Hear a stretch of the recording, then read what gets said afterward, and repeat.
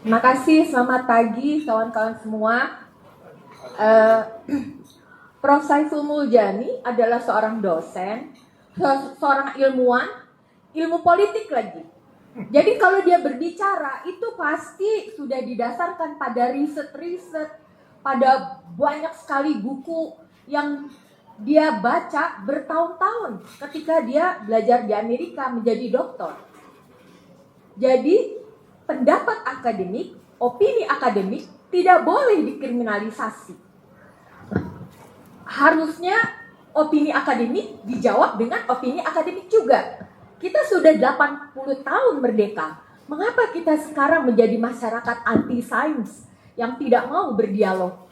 Memikirkan semuanya itu berdasarkan dasar-dasar ilmiah, berdasarkan bukti-bukti ilmiah. Nah, Bung Hatta, seorang proklamator kita, tahun 1957, itu membuat pidato di Universitas Indonesia, mengatakan bahwa tugas universitas, jadi tugasnya Bung Saiful, itu adalah menghasilkan manusia Indonesia yang berkarakter, yaitu yang mencintai kebenaran, yang berani mengatakan hal-hal salah ketika melihat hal-hal yang tidak benar. Dan itu yang dilakukan oleh Bung Saiful. Dia sedang melaksanakan mandat dari pendiri bangsa kita, Bung Hatta, begitu. Nah, kalau kita melihat Bung Saiful adalah insan di dalam universitas, maka universitas itu adalah suatu lembaga otonom yang tidak bisa disamakan dengan lembaga politik, lembaga ekonomi, karena fungsinya sangat khusus, yaitu memproduksi ilmu pengetahuan. Jadi orang-orang di universitas itu kodratnya memiliki kebebasan akademik. Kebebasan yang begitu dia menyatakan diri jadi dosen melekat dalam dirinya. Tanpa kebebasan akademik tidak akan lahir produk-produk vaksin, obat-obatan, artificial intelligence, pengetahuan-pengetahuan tentang perilaku manusia, terkait keadilan, terkait lingkungan, dan lain-lain, nggak akan ada itu. Jadi kebebasan akademik itu ketika dinyatakan tidak boleh dikriminalisasi, begitu.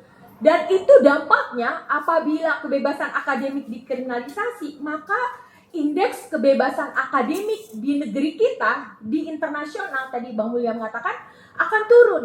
Dan kebebasan akademik itu adalah nilai-nilai yang diperjuangkan oleh ilmuwan di seluruh dunia. Mereka hidup karena itu. Menjadi dosen itu bukan ingin menjadi orang kaya, bukan ingin menjadi orang yang masyhur, tetapi mempertahankan integritas akademik, nilai-nilai, norma-norma, begitu. Nah, tahun lalu rektor seuniversitas di Belanda, semua negeri Belanda, itu mendeklarasikan kembali mereka menuntut kebebasan akademik untuk negeri Belanda, dan tentu saja seluruh dunia juga begitu yang diperjuangkan.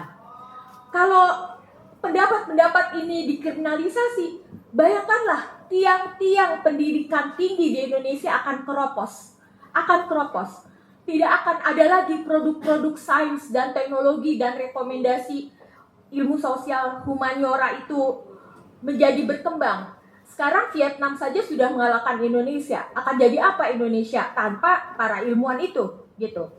Dan terakhir, universitas itu adalah kerajaan kebenaran. Kerajaan keadilannya dijaga oleh para hakim, dan pintu gerbang kebenaran itu dijaga oleh para ilmuwan, gitu.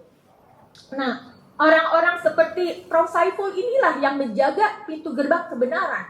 Bagaimana ketika orang-orang ini sedang melaksanakan mandatnya dikriminalisasi? Itu yang kita tidak bisa mengerti, dan tentunya ini harus dipulihkan. Saya setuju dengan Bang Mulya, Bang Isnur yang mengatakan bahwa kita harus belajar banyak karena negara ini sudah 80 tahun merdeka. Terima kasih.